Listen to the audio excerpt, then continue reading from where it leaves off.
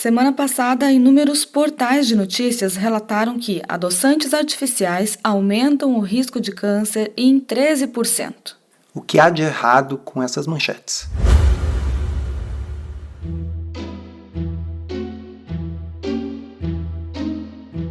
Comida sem filtro. Saúde, low carb, estilo de vida, evidências científicas e, claro, nossas opiniões. Toda semana um episódio novo e gratuito para você. Comigo, Dr. Souto. E comigo, Sari Fontana. Para ser avisado a cada novo episódio e receber as referências bibliográficas no seu e-mail, cadastre-se em drsolto.com.br/podcast.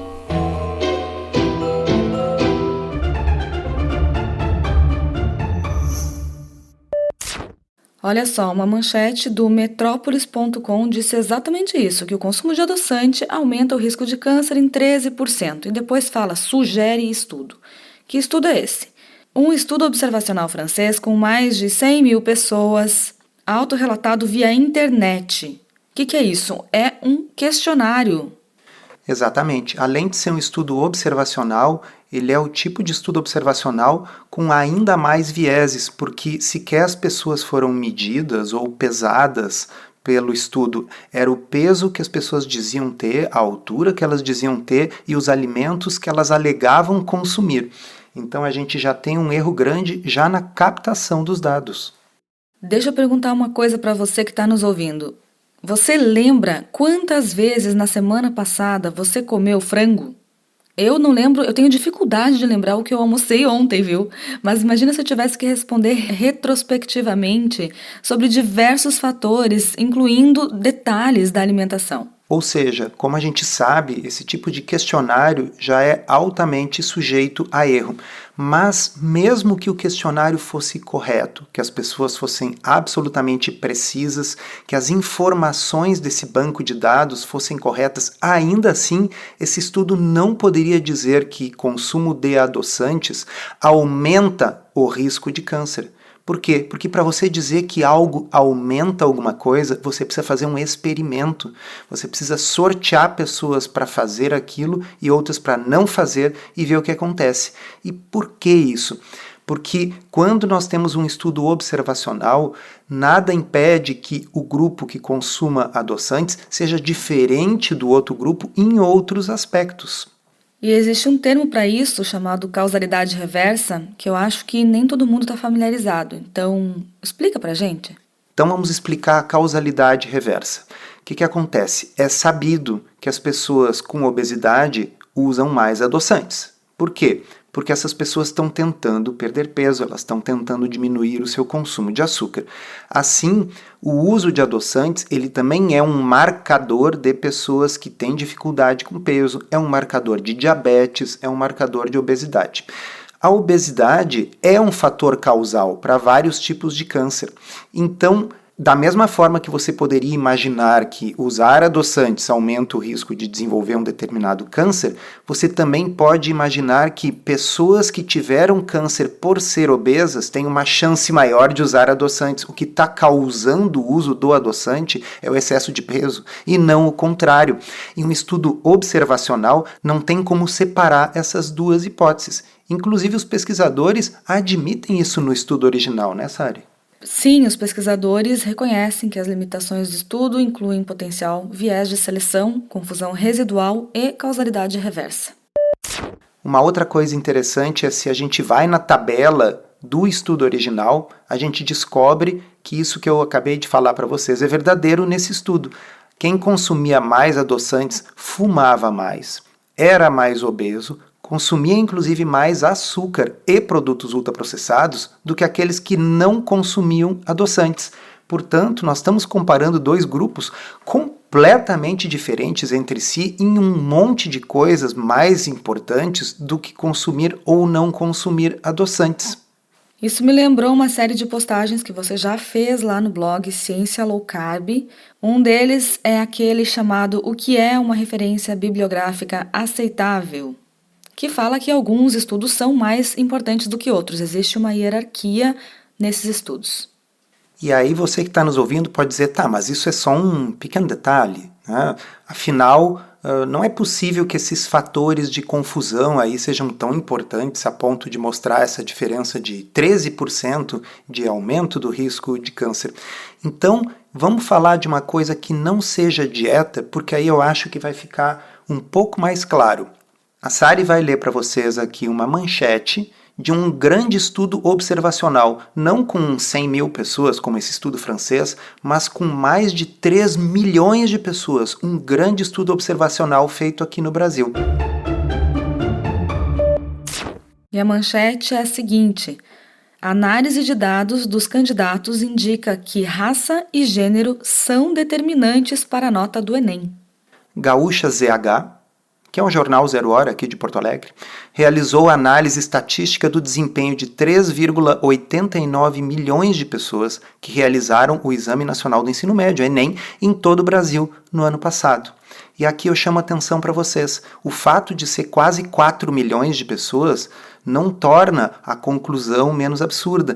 Pelo contrário, quanto maior o tamanho de um estudo observacional, a gente amplifica cada vez mais os vieses. Seguem as aspas. E identificou que, para além da desigualdade social, a cor da pele também pode dificultar o acesso ao ensino superior. Veja bem, a cor da pele. Pessoal, alguém em 2022 realmente acha que a cor da pele é o determinante dessa diferença? Não, né? A bem da verdade, a própria matéria depois explica que existe uma grande diferença socioeconômica que está associada à cor da pele. Agora, se você acha, baseado naquele estudo que a gente citou ali em cima, que o consumo de adoçantes causa um aumento de 13% do câncer, então, por coerência, você tem que achar que a cor da pele causa a maior dificuldade de acesso do Enem, causa notas piores. Não, né, pessoal? Não é um pequeno detalhe isso. Estudos observacionais não estabelecem causa e efeito. Segundo a matéria, a média na prova de estudantes brancos é a mais alta.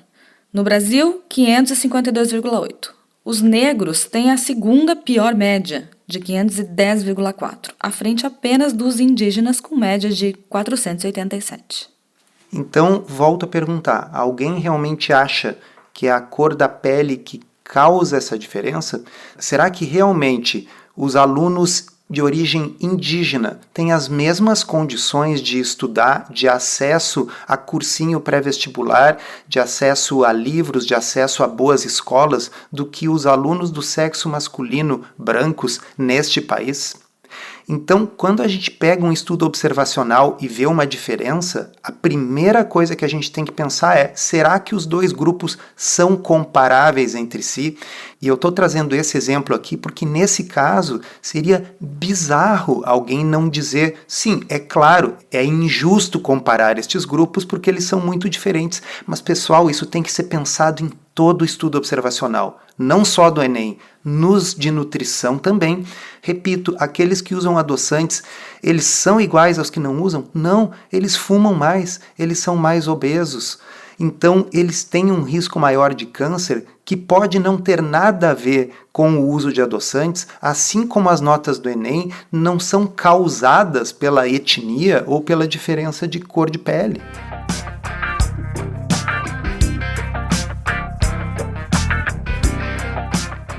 Seguem os dados. Das 1.000 melhores notas gaúchas do Enem em 2018, 92,5% são de candidatos brancos. De negros, a 0,7%, dentre os quais 0,5% são homens e 0,2% mulheres. Não há nenhum indígena. Essas proporções não correspondem ao total de inscritos no exame no estado. Brancos compõem 78,1% dos candidatos e negros 6,7%. Aí o jornalista diz assim: o fato de só 2 mulheres negras terem tirado as melhores notas não quer dizer que mulheres negras não sejam inteligentes. O que falta são oportunidades iguais. Sim, é óbvio, é claro, e eu espero que todo mundo que esteja nos ouvindo concorde com isso. No entanto, mais uma vez, quando você lê um estudo observacional que carne vermelha está associado a câncer, Será que os dois grupos são comparáveis?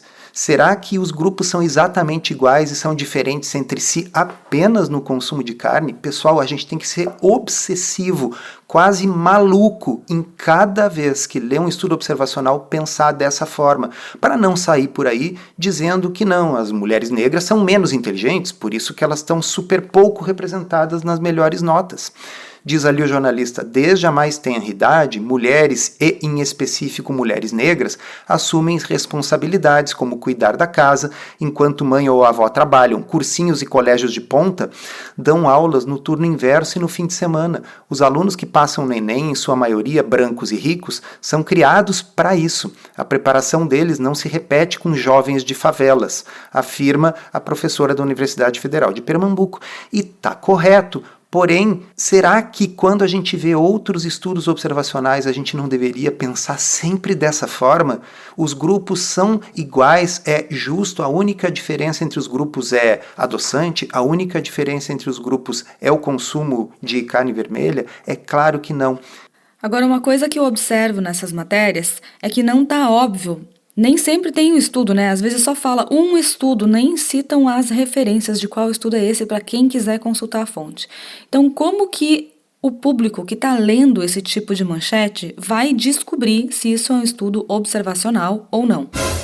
É uma excelente pergunta, por isso eu fiz aquela sequência de postagens lá no blog, a gente vai deixar aqui o link para que vocês possam começar a desenvolver esse pensamento crítico. A primeira coisa é o seguinte: esse estudo específico que mostrou essa associação entre o consumo de adoçantes e um risco maior de câncer, ele gerou inúmeras manchetes. Então, se numa manchete específica que você viu, ao ler a matéria, não cita qual é o estudo, vá procurando no Google que você vai encontrar.